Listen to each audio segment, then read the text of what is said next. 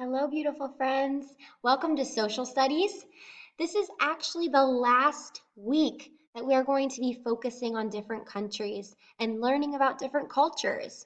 Um, we we've been learning about so many different cultures and countries that a lot of us are a part of, right? We've learned about Mexico, El Salvador. Um, We've learned about the United States and the native people from here. We learned about Puerto Rico and Ecuador. And I'm trying to think. Last week we learned about a country in Africa. Give me one second.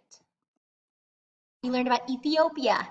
And then today, one of the last ones, because we're going to do today, and then our next day of social studies, I'll have one more.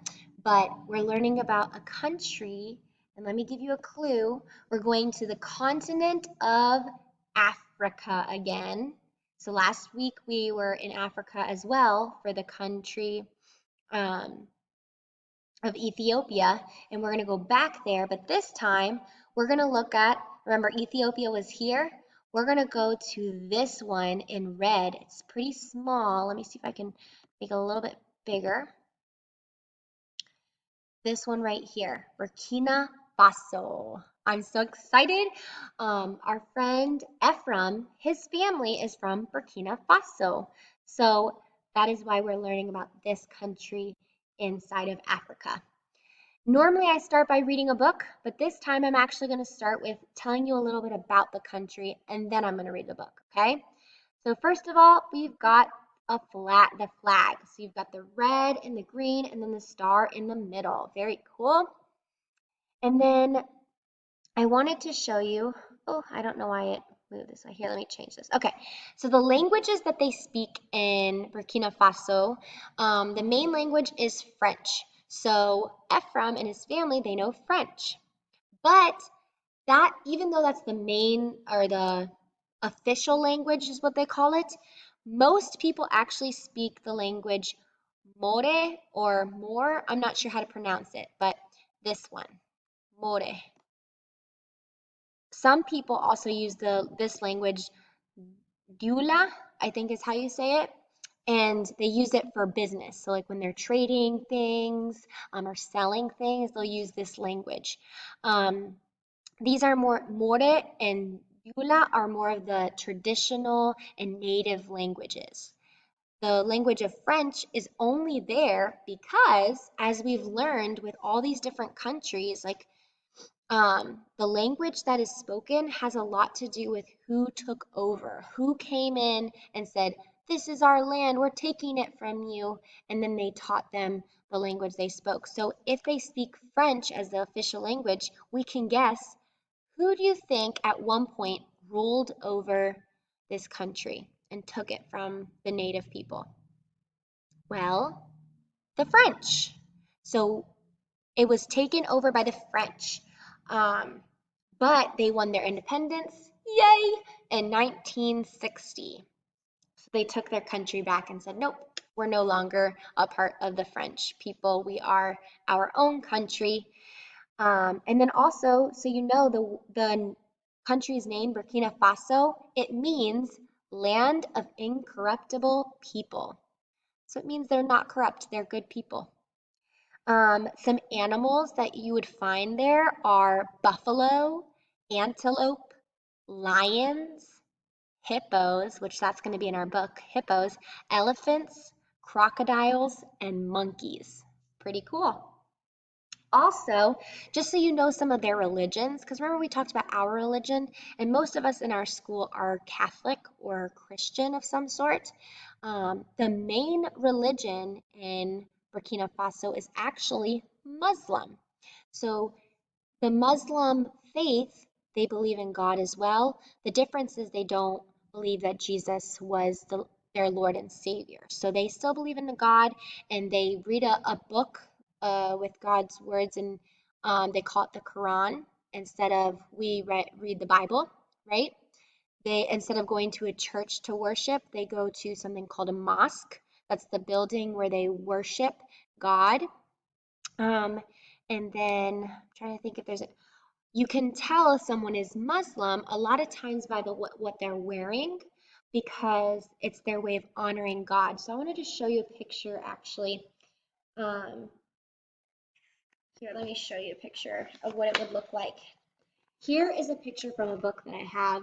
And this lady here, she's wearing something called a hijab on her head, almost like a scarf, but it's called a hijab, and it covers her head and her hair.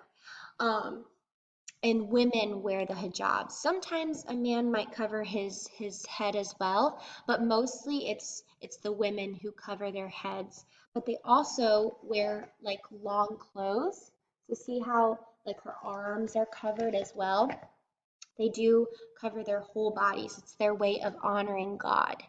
Um, so like I said, the main religion you'll see, so if you go to Burkina Faso, you'll see a lot of people wearing those things, the hijab and the long clothes, to honor God because they're Muslim. That's their faith. That's what they believe in. So they're going to do those things to follow their faith.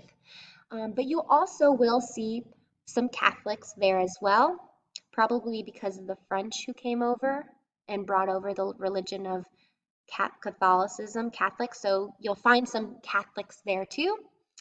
You'll find some people who believe in traditional beliefs, and then some Protestants, which is a different type of Christianity, and then some people who don't have a religion. So those are the different types of religions that there are in Burkina Faso.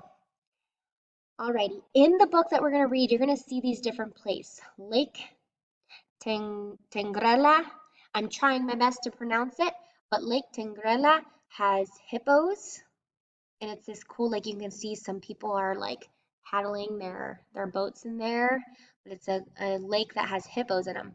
There's Carf Carfigula Falls, and it's this beautiful falls that you'll see in the book. We've got the domes of Fabedugu, which if you see, look at those domes. It's very amazing. It's natural. It's these rocks that make these domes. It's pretty cool. There's this mosque. Remember, that's the place of worship called Bobo, which it's pretty cool. So this is what it looks like. And then I have some other things that are not in the book. This is just a picture of the city. You can see people are riding motorcycles, and cars. There's tall buildings. It's like a normal city. And then another building. I thought this was kind of a cool building, so I thought I'd put that in there. And then one more slide of pictures. Again, a nice cool building in the middle of a city. And then you can see these ladies. A lot of people in Burkina Faso use their heads to carry things. So they'll have these like big buckets and they'll fill them up with stuff to carry them. Instead of carrying with your arms, if you put it on your head and hold it, it might actually be easier to hold things. So that's what they do, is they put it on their head. It's a very traditional way of carrying things and how people do that there. Maybe you can try that too when you're trying to carry something. Put it on your head, see if it's easier than carrying it with your arms. All right, now that we've had a chance to learn a little bit about the country, let's go ahead and read our book. Now, our book, you'll notice, is a little different, than the other books. Look, they're pictures that are not like real life taken pictures. That's why I wanted to show you the real life pictures in my slide first. But this is a story created by someone who is from Burkina Faso.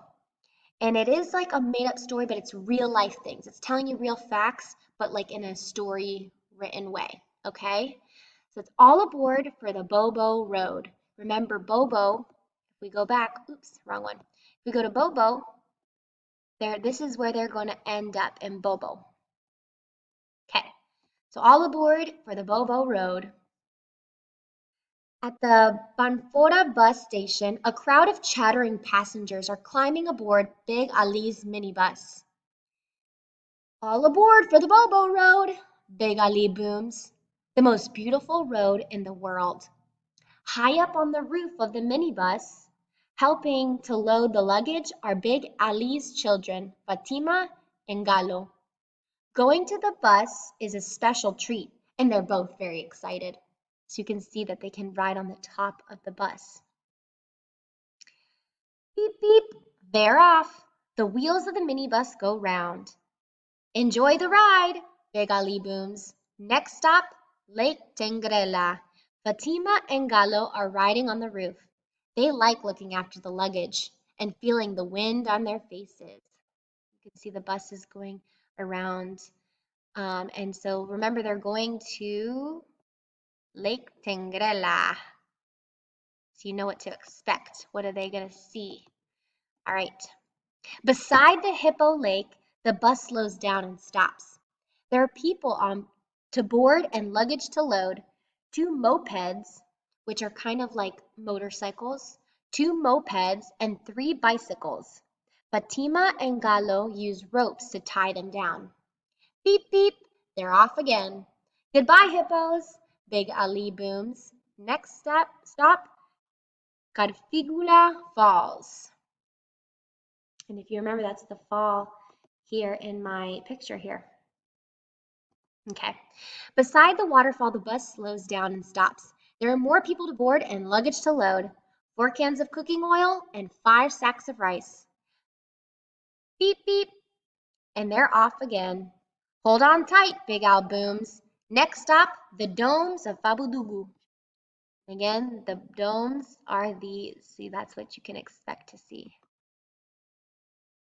In the shadow of the old rock domes, the bus slows down and stops.